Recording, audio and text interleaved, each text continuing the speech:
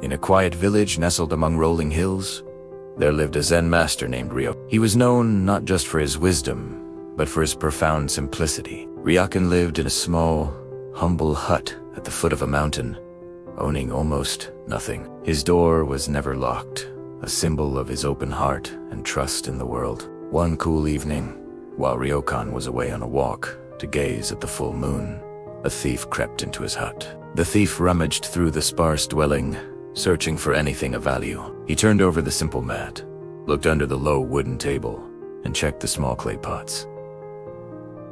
But he found nothing. No money, no jewels, no fine silks, just a worn robe, a bowl, and a few books. Frustrated and disappointed, the thief was about to leave empty-handed when the door slid open. Ryokan stood there, calm as the still night air. He saw the thief, not with anger or fear, but with a gentle understanding. The thief froze, caught in the act, his heart pounding in his chest. He expected to be yelled at, perhaps even beaten and handed over to the village guards. He tensed, ready for a confrontation.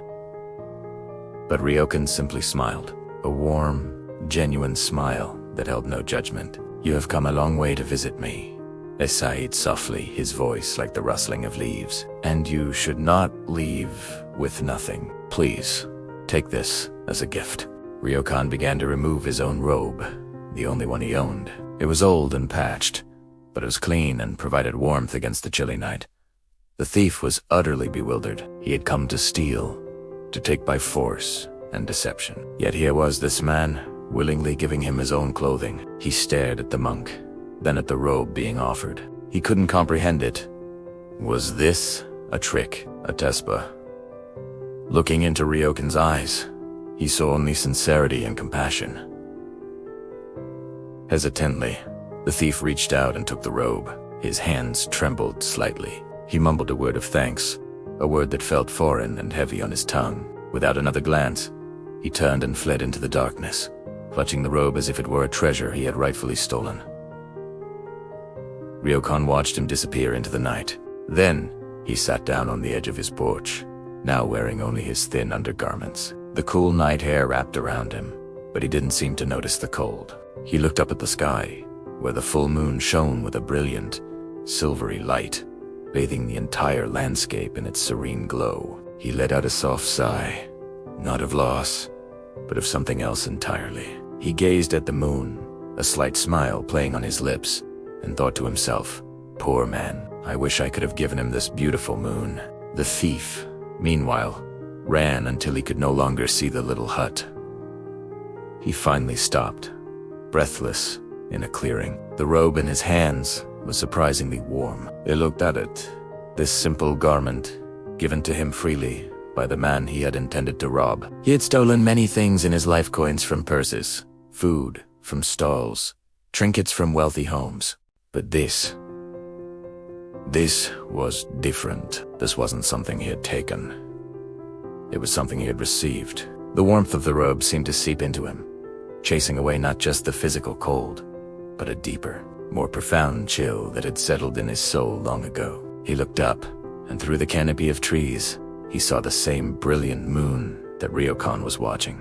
For the first time, he truly saw it, not as a mere light in the sky that helped him see in the dark, but as something magnificent, something pure and beautiful. The same moon shone on him, a thief, as it did on the generous monk. In that moment, the stolen goods he had accumulated over the years felt like heavy, worthless stones in his pockets. They had brought him fleeting satisfaction, but never this feeling, this strange mix of shame, gratitude, and wonder. The robe felt heavier now, not with material weight, but with the weight of an incredible, unearned kindness. It was a gift that asked for nothing in return, a gift that saw past his actions and into his humanity.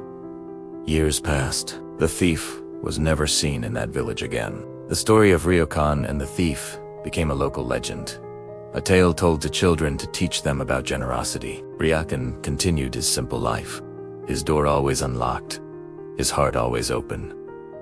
One day, a stranger appeared at Ryokan's hut. He was a man with weathered hands and kind eyes, dressed in the simple robes of a traveling monk. He bowed deeply before Ryokan, a bow of immense respect and gratitude. Ryokan, now older and frailer, smiled his familiar, gentle smile.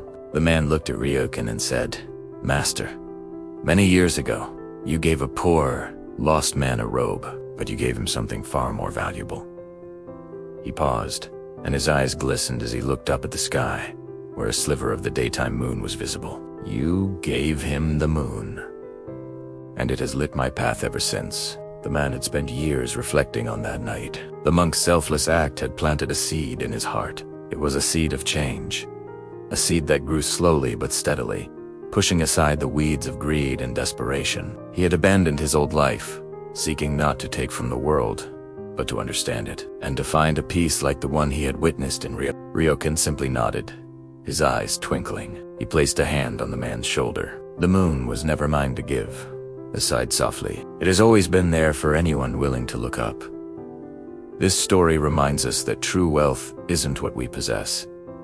It's not in the things we can lock away. True wealth is in what we can give away freely: our kindness, our compassion, our understanding. A single act of unconditional generosity can be more powerful than any lock or wall.